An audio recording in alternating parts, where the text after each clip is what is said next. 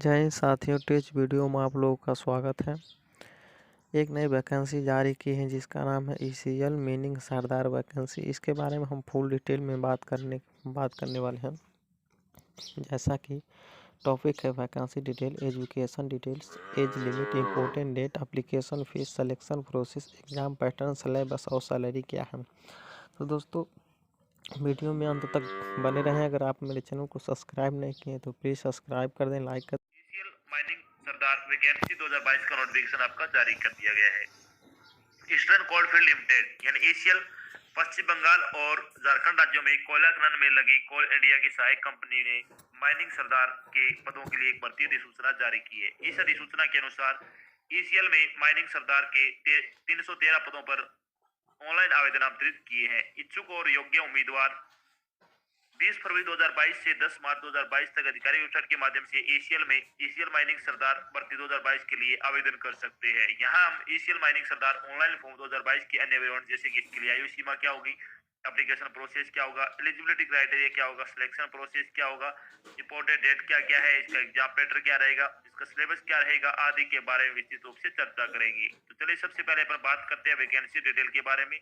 Vacancy detail के बारे में अगर बात करें तो ईसीएल माइनिंग सरदार वैकेंसी डिटेल आपकी कैटेगरी वाइज की बात करते हैं। जनरल में 127 पोस्ट है, ओबीसी नॉन क्रिमिनल की 83 पोस्ट है, ईडब्ल्यूएस के लिए 30 पोस्ट है, एससी के लिए 46 पोस्ट है, एसटी के लिए 23 पोस्ट है, बैकलॉग एसटी के लिए 4 पोस्ट है। टोटल अगर बात करें तो 313 पदों के लिए आपसे ऑनलाइन आवेदन वो आमंत्रित किए गए हैं। बात कर लेते हैं एजुकेशन क्वालिफिकेशन के बारे में। तो एजुकेशन क्वालिफिकेशन के बारे में अगर बात करें तो इस पद के लिए आवेदन करने के लिए उम्मीदवारों के पास या फिर उम्मीदवारों को 12वीं कक्षा वो पास होना चाहिए। अगर आपने किसी भी विषय में 12वीं कक्षा पास कर रखी है किसी भी मान्यता प्राप्त शिक्षा बोर्ड से, तो आप इसके लिए अप्लाई कर सकते हैं। साथ में आपके पास डीजीएमएस माइनिंग सरदारशिप का जो आपका सर्टिफिकेट है वो होना चाहिए।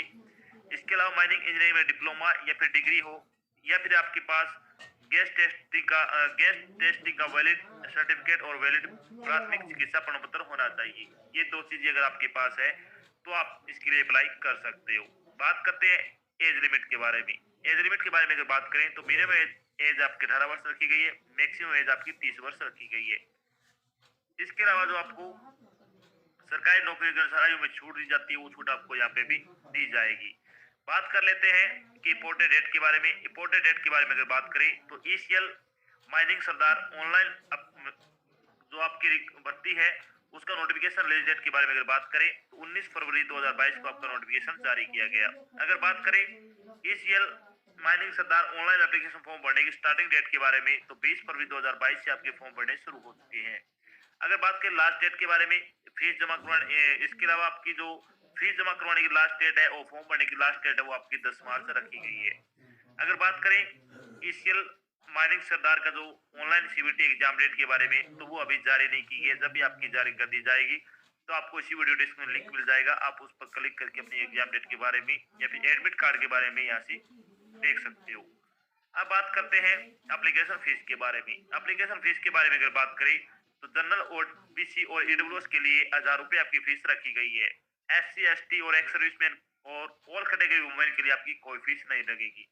जिन भी उम्मीदवारों को फीस का भुगतान है वो किया जाएगा वो आपको ऑनलाइन माध्यम से किया जाएगा, जैसे कि डेबिट कार्ड हो गया, क्रेडिट कार्ड हो गया, नेट बैंकिंग हो गया आदि के माध्यम से आप अपने फीस का भुगतान कर सकते हो।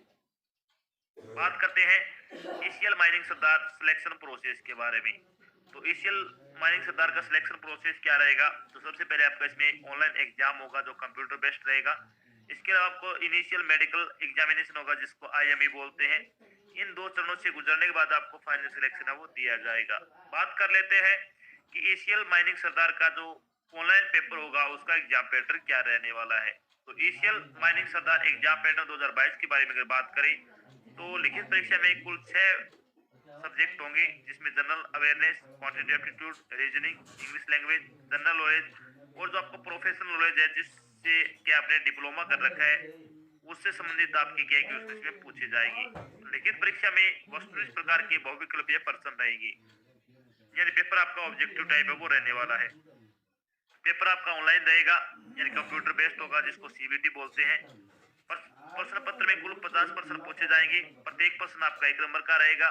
प्रश्न पत्र को हल करने के लिए आपको 1 घंटे का समय दिया जाएगा, यानी 60 मिनट में आपको 50 क्वेश्चन है वो सोल्व करने हैं।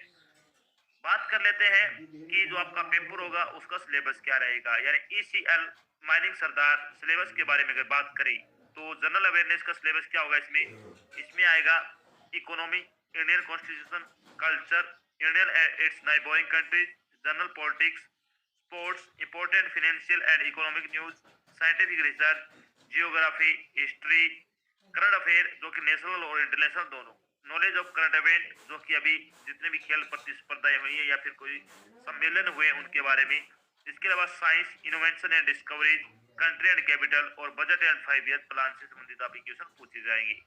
बात करते हैं क्वांटिटी एप्टीट्यूड का सिलेबस क्या रहेगा, तो इसमें आएगा HCF and LCM, clocks, volume and surface area, problem on age, ratio proportion, broad and stream, probability, simple and compound interest, average, number system, line graph, algorithm, pipe and systems, bar graphs, problem on train, profit and loss, mensuration, simplification. इसके अलावा height and distance, partnership, time and work, roots, mixer and alligations, percentage, permutation and combination, pie charts, time and distance, decimal and fraction से संबंधित आपके questions में पूछी जाएगी। बात करते हैं रीजनिंग का सिलेबस क्या रहेगा, तो रीजनिंग में आएगा logical Venn diagram, deriving conclusion from passage, eligibility test, arithmetical reasoning, alphanumeric sequence puzzle, mathematical operations, theme detection, coding decoding. इसके अलावा data sufficiency, direction sense test, number ranking and time sequence, series completion, statement conclusion, analogy, statement and arguments, classification, puzzle test, inserting the missing character, logic, clock and calendars, logical sequence of word, alphabet test और situation reaction test से संबंधित topic question पूछे जाएंगे।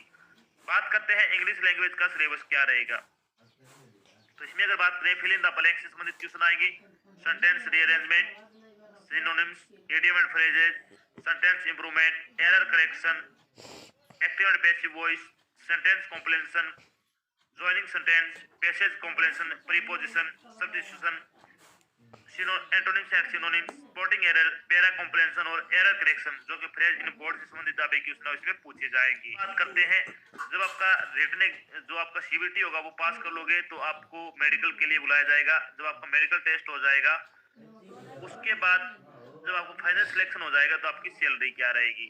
चलो ये salary बारे बात करते हैं, तो ईसीएल माइनिंग सरदार की सैलरी आपकी होगी वो आपकी क्या रहेगी, बेसिक पे ऑफ आपका होगा जो 31,852.56 रुपए पर मंथ के हिसाब से आपको सैलरी है वो प्रदान की जाएगी। इसमें बहुत अच्छी सैलरी है, अगर आप योग्यता रखते हो तो आपके फॉर्म में जरूर अप्लाई करना चाहिए। इसके अलावा अगर बात करें इंपोर्टेड डॉक्यूमेंट के बारे में, तो आपको कौन कौन से डॉक्यूमेंट तैयार करने हैं, जो आपके 10वीं और 12वीं की जो मार्कशीट है वो तैयार रखनी है, एक जो आपका सर्टिफिकेट है वो तैयार रखना है, कास्ट सर्टिफिकेट आ जाएगा, डेट ऑफ बर्थ सर्टिफिकेट आ जाएगा। इन चीजों के अलावा आपकी 2 चीजें सबसे इंपॉर्टेंट है, एक तो आपका जो खुद का फोन नंबर और एक आपकी ईमेल आईडी।